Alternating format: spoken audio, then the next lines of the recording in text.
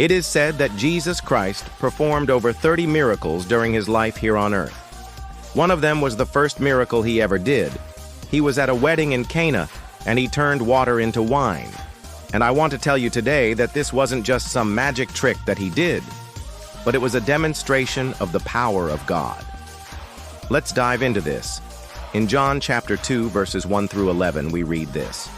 And the third day there was a marriage in Cana of Galilee, and the mother of Jesus was there.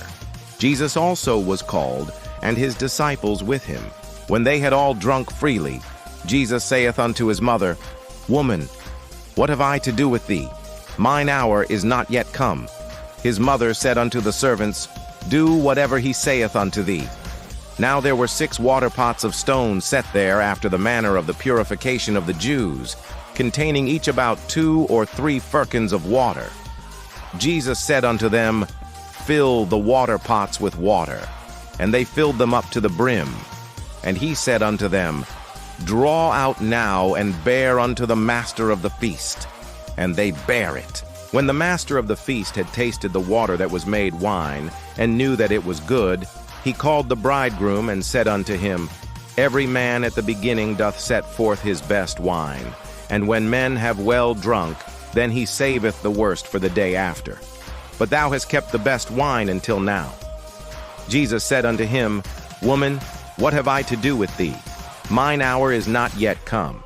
And his mother said unto the servants, Do whatever he saith unto thee. Now, a couple things before we jump into the message. Number 1, this was the very first miracle that Jesus did. So it says in John chapter 2, verse 11, this miracle, he being thus far about 30 years old, did in Cana of Galilee, the first miracle, turning water into wine.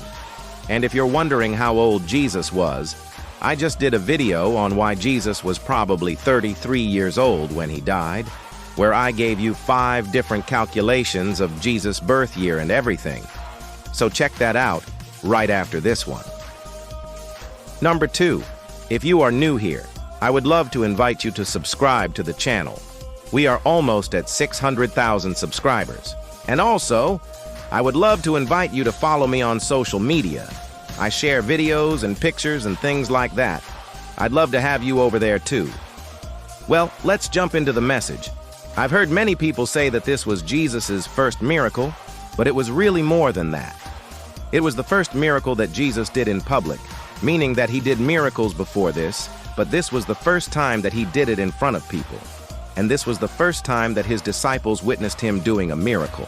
And so maybe they didn't fully believe yet, but this is where they started to see Jesus for who he really was, the Son of God, the miracle worker, the one who could change your situation. But many people look at this event and think, okay, it was just some magic trick. And yes, it was a miracle, but it was more than just a miracle.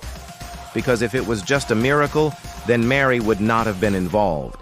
If it was just a miracle, then the disciples wouldn't have been there, which would have been an important moment in their life to witness this. This was a demonstration of the power of God, and I'm going to show you that in 3 points. Point number 1, the people in this situation thought that there was no solution. There was a wedding at Cana, and it was a Jewish wedding, which lasted 7 days. Weddings back then were a big deal. It was a celebration, and it was something that the whole community came together and celebrated, and the whole thing would be joyful and happy. But there was a problem, and the problem was they ran out of wine. And this was a major problem because back then, and even in some places today, the wine represented much more than just the drink. It represented the blood of the covenant. It represented joy. It represented blessings. It represented everything good. And so when they ran out of wine, they ran out of their blessings. They ran out of their joy. They ran out of their faith. And so they thought that there was no solution. They thought that this was just it. There was no way to fix this. But Jesus showed up, and he changed the situation. And sometimes we go through situations in our life, just like this wedding party, where we think there is no way out. We think there is no solution to the problem that we're facing. And so we walk around discouraged, and we start to lose hope. But we need to remember that Jesus can change your situation. And I don't care what you're going through today, I'm declaring by the power of the Holy Spirit that Jesus can change your situation. Point number 2. People were expecting something impossible. Okay, so the mother of Jesus was there, and she said, "Hey, they're running out of wine." She said, "I'm not sure what to do." And so Jesus said, "What do I have to do with you? Your time has not come yet." Meaning, hey, I'm not ready to do my ministry yet. I'm not ready to be the Messiah yet. So he was kind of telling her off. But she goes back to the servants and she tells the servants, "Do whatever he tells you to do." And they're thinking, wait a second, Jesus told us to do something, but Jesus has not told us to do this. And we know that what he's going to tell us to do is impossible. Jesus is going to tell us to take water and turn it into wine. But still, we're going to do it. We're going to obey God. We're going to put our faith in Jesus.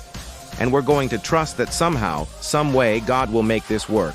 And this is what you and I need to do. Sometimes God's going to tell us to do something that seems impossible, but we have to say, "Yes, Lord, I will do it." And then we need to step out in faith and trust that God will make it work. For God is not a man that he should lie. God is not a man that he should change his mind. And if he says he'll do it, he'll do it. And so they took water and they poured it into these vessels and they took it to the master of the feast. And this is where the power of God shows up. Because when the master of the feast tasted this wine, he didn't taste water. He tasted the best wine. How did the water become wine? We don't know. We don't have a lot of details. But I do know this. When we put our faith in Jesus Christ, when we put our trust in Jesus Christ, when we believe the word of Jesus Christ, we don't see the natural. We see the spiritual. And we need to realize that Jesus is the same yesterday, today, and forever. He hasn't changed. And he's waiting for us to step out and believe him for the impossible. Because when they brought the wine, he tasted it. And he said, "This is good."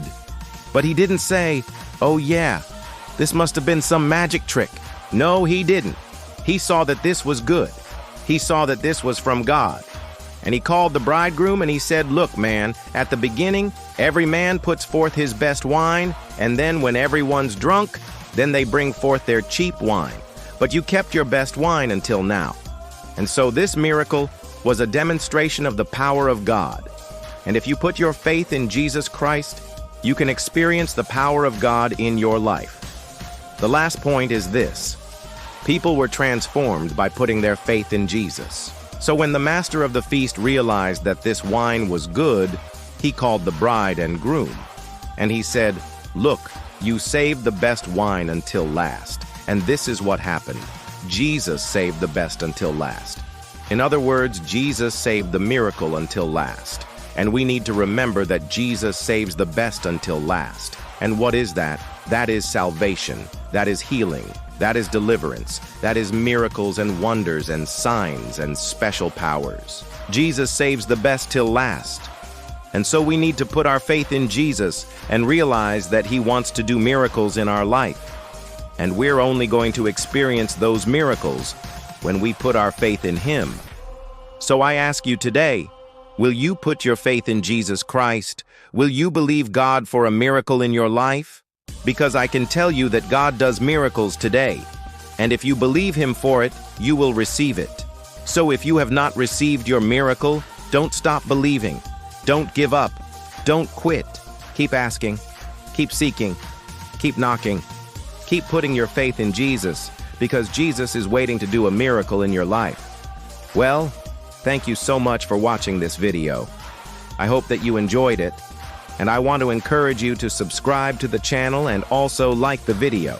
If you have not watched my other videos, I would love for you to watch them as well. Thank you so much for watching. God bless you. And remember, Jesus loves you.